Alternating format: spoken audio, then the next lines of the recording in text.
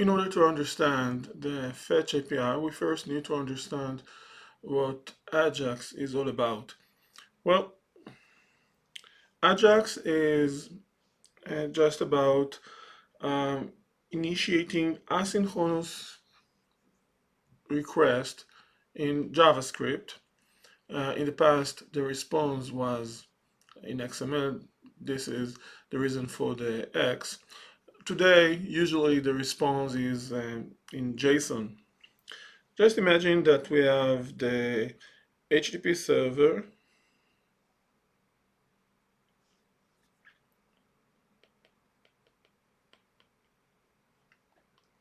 and a client. The client will be, in most cases, a web browser.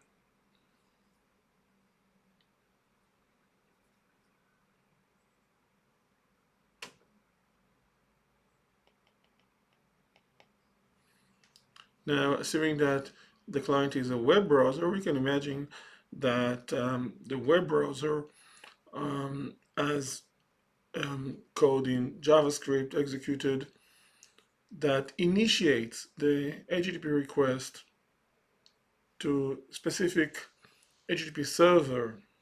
So it all starts when having an HTML document returned from a specific HTTP server, and then having code in JavaScript executed in that specific HTML document that initiates an HTTP request. However, the request is initiated without activating the web browser refresh mechanism. The request is coming from the code we wrote in JavaScript. So we don't see any refresh on the screen, and the request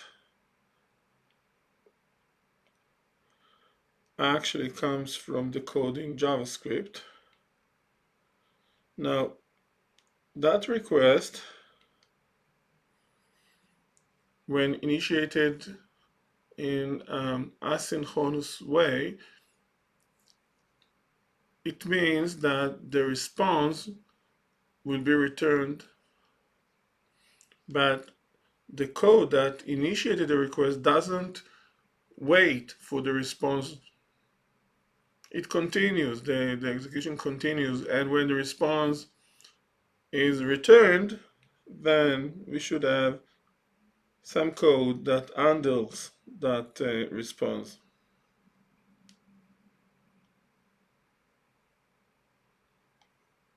So this is the third step. Now, in the past, we used to initiate asynchronous request using the XML HTTP request object. In order to understand how the Fetch API works, you first need to be familiar with promise. Well, in this video, I don't have any intention to explain how a promise works and for what purpose do we use it. I assume that you are already familiar with the use of promise in JavaScript. If not, I recommend you stop watching this video and start with learning how to use promise in JavaScript. Now, you can find an excellent documentation for using the Fetch API at developer.mozilla.org website. Here you can find detailed explanations about the possibilities and even few code samples you can use. Now, in order to demonstrate the use of the Fetch API for initiating an asynchronous request in JavaScript to specific HTTP server and then handle the response we get back, I chose to use a simple HTTP server you get bundled with many other goodies when installing MAMP. So I already installed MAMP, and here you can see the control panel, and when I press start, a simple HTTP server will start working, and over here you can find the exact port it used.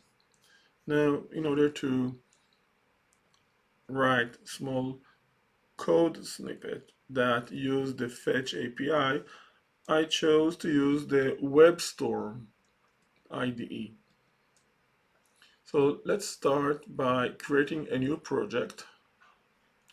Now, in order to make things simpler, I chose to set up my project as a new folder in the very same folder that holds the public files that will be served by the HTTP server I have installed on my laptop when installing MAMP.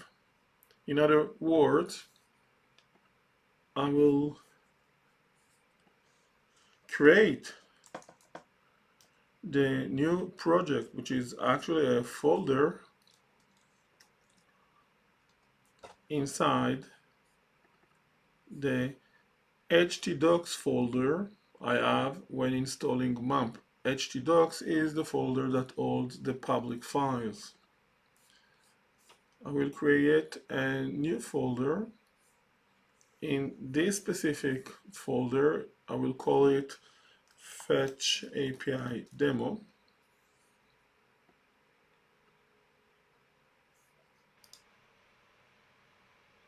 Now that we have a new folder, which is actually a new project, we can continue with our coding. And the first step would be creating a small file that will hold some data in JSON so that we can demonstrate getting that data by sending an HTTP request to the HTTP server, and the reply will be the content of this specific file, a simple file with some data in JSON. So let's call it data.json, and let's add some data. Let's assume that we want a file to hold data about various currencies. So for every currency we have the code and the rate.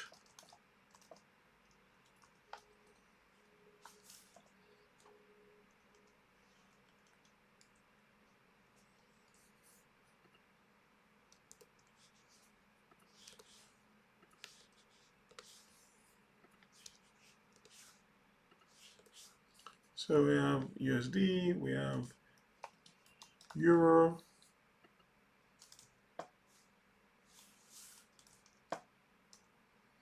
and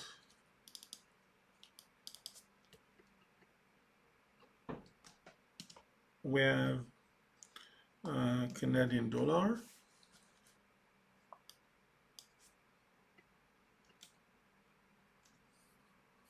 We can have it in one line or separated lines. Now let's add a new file that will hold some code in JavaScript that use the Fetch API. So let's name it Fetch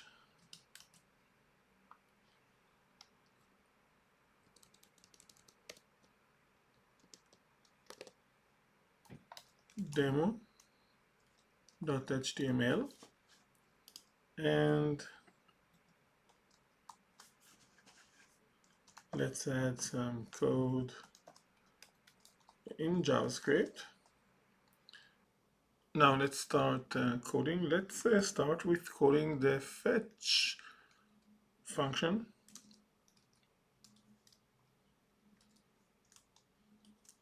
Now the first argument where we shall pass over, and in this specific code sample it will be the only one, will be a string, which is actually the URL address at which we want the asynchronous HTTP request to be sent.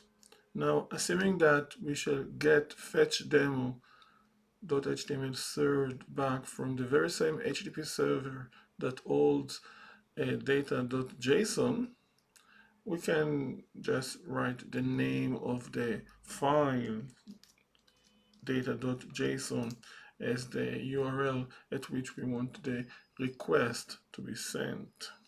Now, fetch returns a promise, or to be more precise, a reference for a promise object on which we can invoke the method then, for instance. So we can call then and specify the functionality we want to take place when the response finally returns back.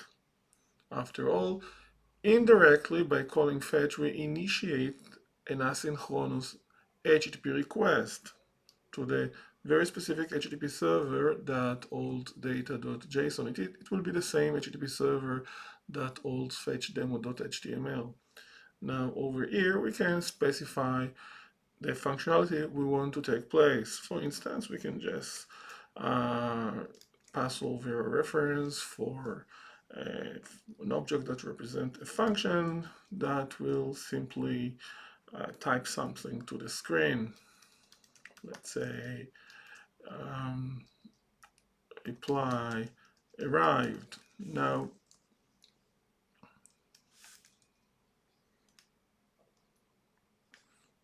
for now, let's settle with this code sample and just show how to execute it.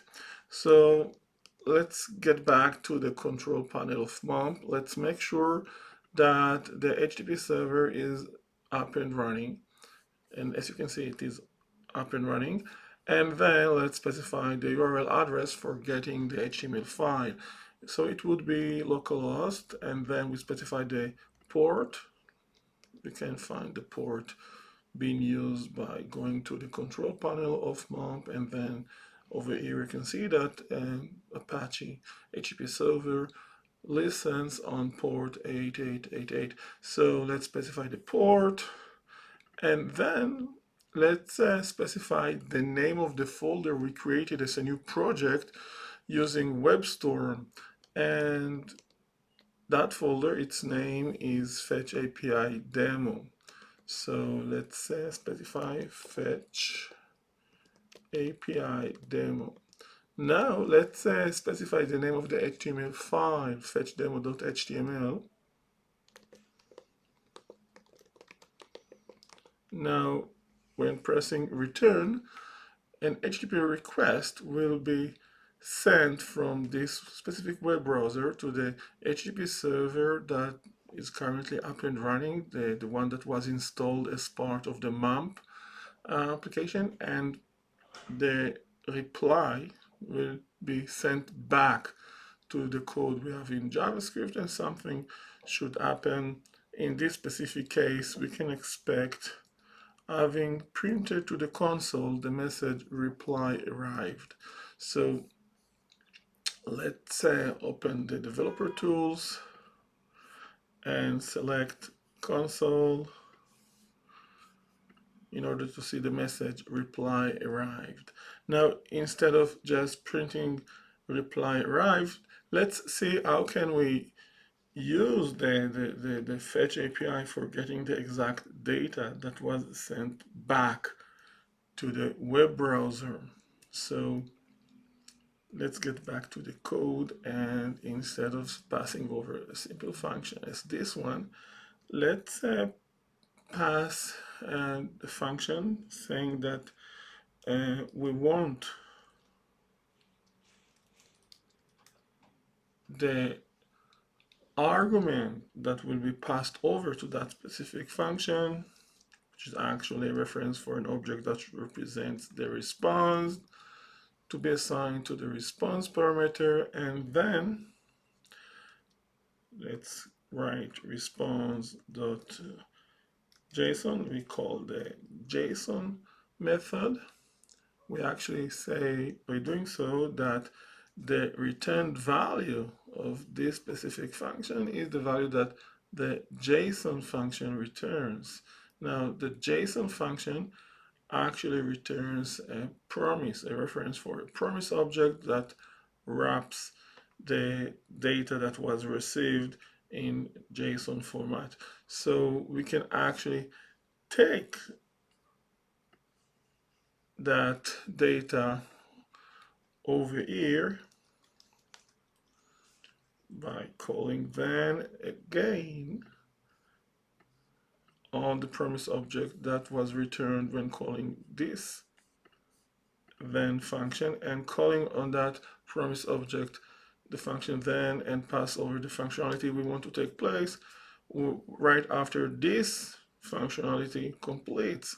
And now we can specify that we want the argument that will be passed over to the function we pass over to this invocation of then, the argument, to be assigned to data parameter of this specific arrow function. And over here, we can just specify that we want that data to be printed to the console.